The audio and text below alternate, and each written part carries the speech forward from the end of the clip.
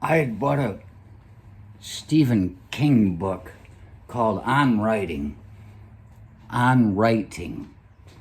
That was the name of it. It was a slash memoir slash tutorial, advice. It's a great book, and in the time that I've owned it, I've read it several times, bordering on a few times, bordering on several. I've probably read it 3 to 5 times, and I have it filled with notes. It's a very good read. I would recommend it. Just he's a great writer. He's the guy that Scomp turned me on to when we were in the Army, when I first started reading, because I couldn't afford to drink all the time. I found out, if you spent $5.95 on a paperback, that would use up like 3 or 4 nights a week. When you just break it up a bit. Always standing at the ATM on payday anyway, always was, and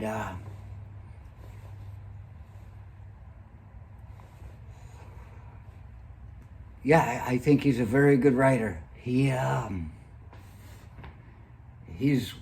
somebody that I think his books are much better than his movies, than the movies they make of him. It's just the way. It's just the beast,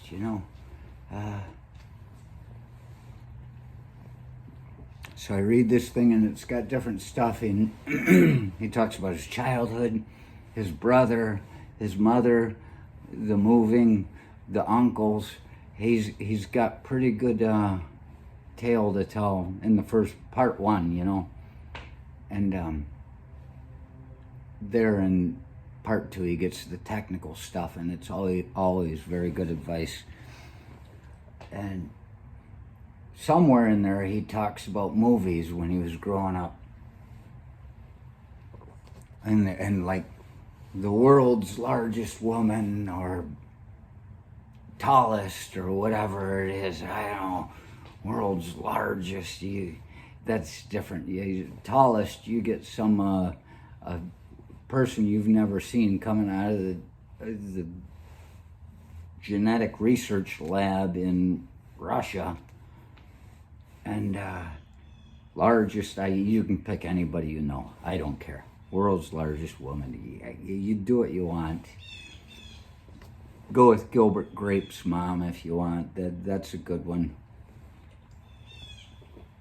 It gives you an idea. But talks about the movie The World's Tallest Woman and how he saw it as a kid, and he talks about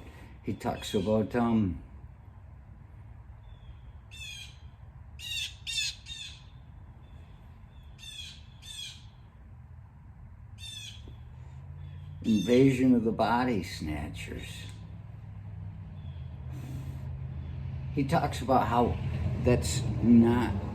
wasn't meant to be back then. It wasn't meant to be about alien invaders coming and growing in the plants and taking us and just removing us, basically, to detrite us.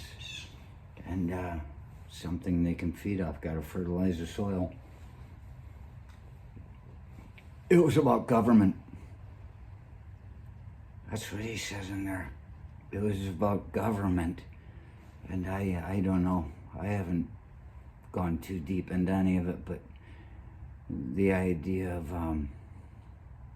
them just taking us over, He talked about the world's smallest man fighting a mouse, how it was the idea that he had nothing he could fight with. It was just too big. World's smallest man. He was losing himself, like I'd say, like Kafka's Metamorphosis, which is not a great read, but it relates to that.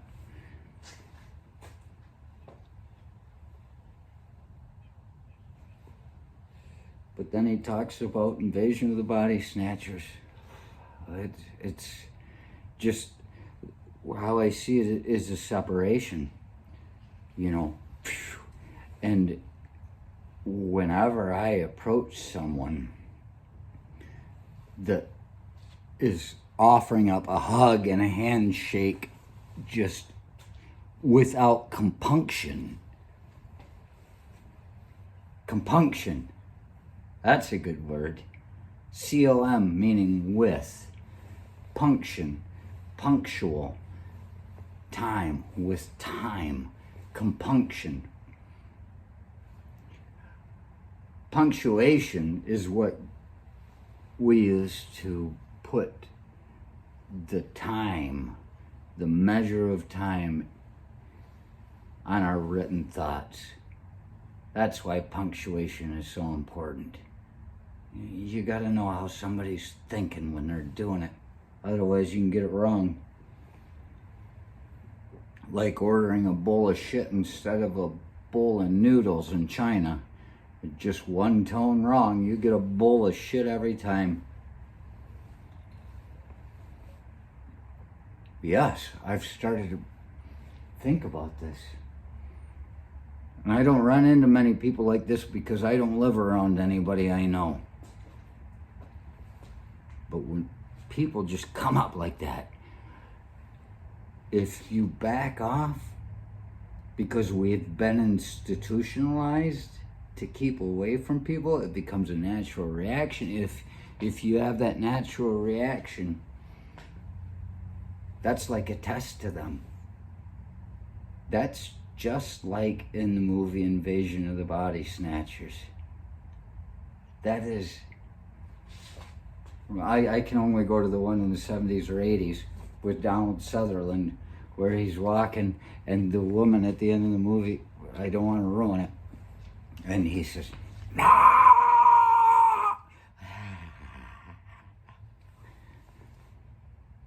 There's one. That one is not one of us. That one can believe whatever it wants, and that's just fine by us because we want to hate it without compunction.